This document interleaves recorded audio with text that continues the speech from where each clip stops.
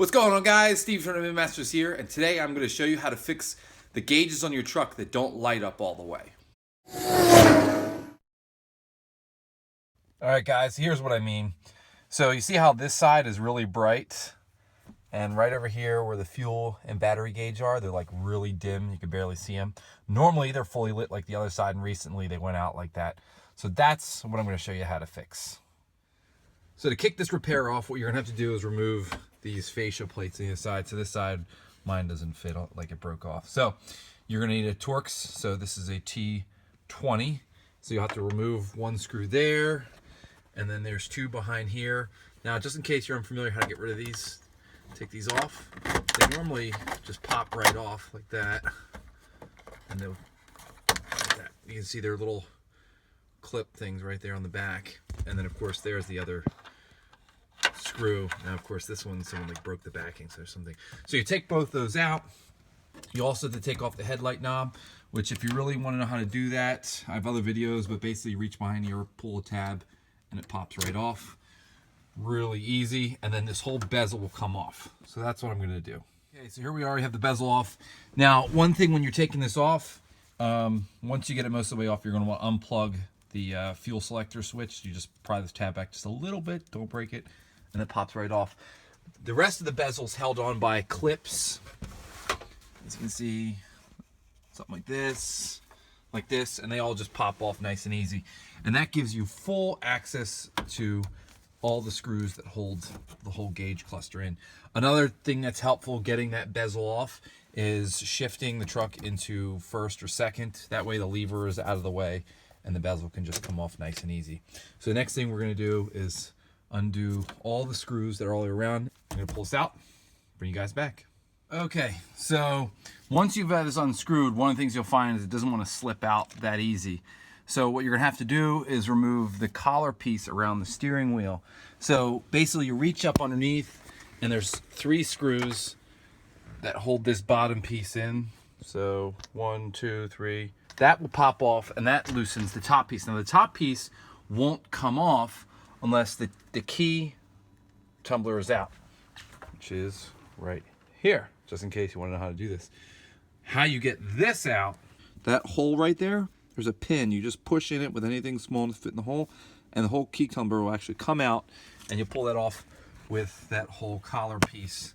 And then you'll do is you'll shift this up into drive or reverse, one of the top ones, and that'll ice slip it off. And then you can put it back down again, and then this thing should be more easily able to get out. Another thing you can do is there's a screw here and here, and that'll allow the steering wheel to kind of drop down a bit, okay?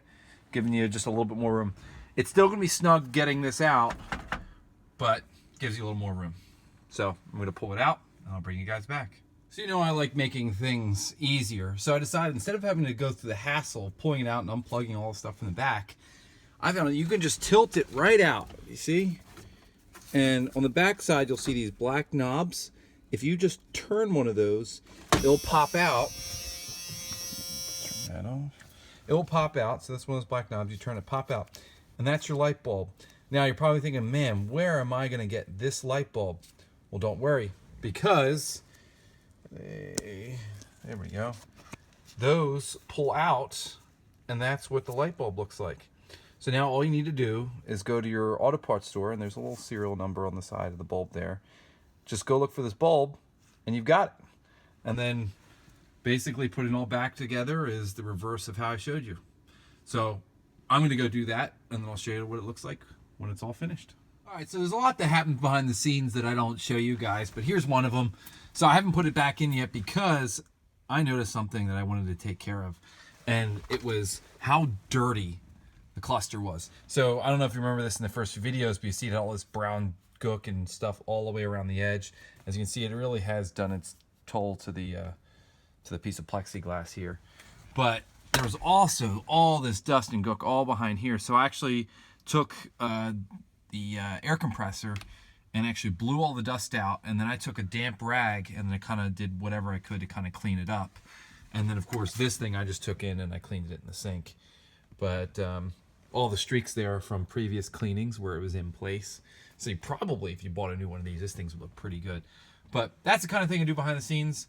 And matter of fact, now that I'm here, remember when I was telling you to take all the screws out that hold the gauge cluster in place? The gold ones, the ones that hold this plastic piece, and you didn't have to take those out, but I took them out knowing that I wanted to take this off, but you can leave those in if you don't want to clean up the gauge. Another thing is I replaced the light bulbs with these LED ones. Talk about, they look amazing. I'll show you when it's done, but they're awesome. So just remember that when I bring you back. So, all right, here we go again. All right, guys, here we are. I'm back in the truck, and we're going to turn the lights on. Boom. See how that one side is actually all brightly lit now? That's how it should be. Also take note of how bright those new LED bulbs are compared to the center. I mean, my gosh, it looks amazing. I only wish I had a new bezel so that like all these little teeny little holes on the outside didn't show. So anyway, that's how you do that. Time for a little recap. All right, guys, so recap. Remember all the steps that I told you? Well, those are for if you want to actually take the whole gauge cluster out. If you plan on leaving it in, like I ended up doing, you can leave the collar around the steering wheel and you can leave the key and tumbler in there. Now, the cool thing about taking those out is you learn how to take them apart, which is always really cool.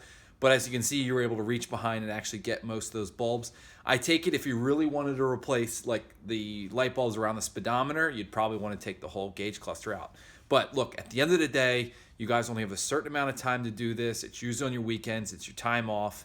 Anything to shorten the process is better. So keep in mind, if it's the cluster stays in, you can leave the collar and the key and everything on there.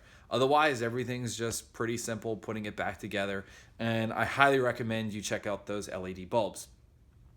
All right, guys, so that's all for me. Be sure to subscribe. Hit the subscribe button over there. Check out some of the other videos I've got going on over here. Got a lot of good stuff and more to come.